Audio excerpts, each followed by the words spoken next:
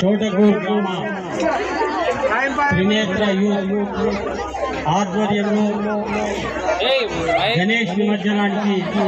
మమ్మల్ని ఆహ్వానించినటువంటి శేఖర్ గౌడ్ మరి వారి బృందం త్రినేత్ర యూత్ సభ్యులందరికీ, అదేవిధంగా భిక్షపతన్న గారికి, భారతీయ జనతా పార్టీ మండలాధ్యక్షుడు ప్రవీణ్ ముదిరాజ్ గారికి, చోటకూరు గ్రామ ప్రజలందరికీ, అక్కా చెల్లెళ్లకు, అన్నాదమ్ములకు, ప్రతి ఒక్కరికి, అదేవిధంగా పాత్రికేయ మిత్రులకు కూడా వినాయక చవితి సందర్భంగా మరి 15 రోజుల పాటు ఆ యొక్క విఘ్నేశ్వరుడి పూజలను చోటకూరు గ్రామ ప్రజలు దిగ్విజయంగా మరి రోజు అర్పించి మరి ఆ యొక్క వినాయకుడి ఆశీస్సులున్న ప్రతి ఒక్కరికి కూడా శుభాకాంక్షలు తెలుపుకుంటూ, ముఖ్యంగా వాడవాడల్లో గ్రామాలలో కూడా ఈ వినాయకుని యొక్క ఏ విధంగా అయితే మండపాలు ఏర్పడిందో ఆ రోజు బ్రిటిష్ వాళ్ళను పాలదోలానికి బాలగంగాధర్ తిలక్ గారు ముంబైలో స్టార్ట్ చేసినటువంటి ఈ యొక్క వినాయకుని యొక్క మండపాలను, వినాయకుని యూత్ నందరినీ కూడా ఆకర్షించి మరి ఆ రోజు స్వాతంత్రం సాధించడానికి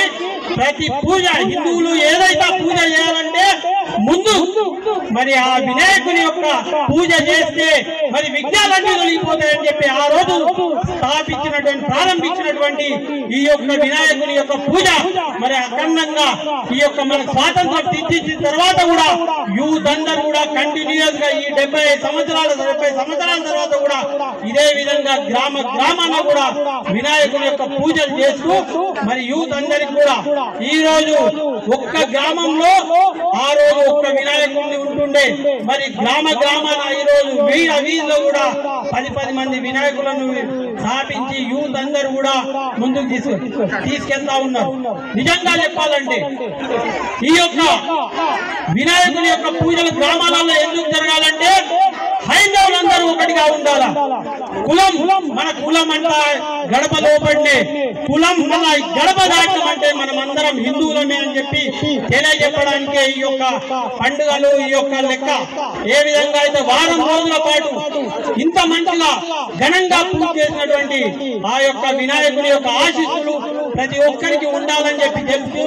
మరి రాబోయే రోజుల్లో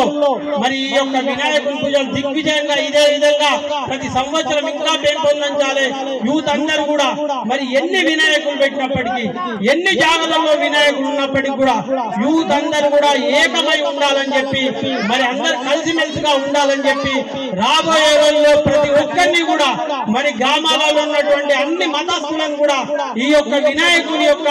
జాతరలో వాళ్ళందరినీ పాల్గొనేటట్టు చేయాలని చెప్పి మీ అందరినీ కోరుకుంటూ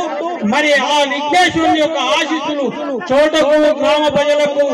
మెండుగా ఉండాలని చెప్పి, సస్యశ్యామలంగా పాడి పంటలు పండాలని చెప్పి ఆ దేవుణ్ణి వేడుకుంటూ మమ్మల్ని ఆహ్వానించినందుకు మరొక్కసారి చోటకూరు గ్రామస్తులకు, యూత్ కు అందరికి కూడా ధన్యవాదాలు తెలుపుకుంటూ గణపతి బప్పా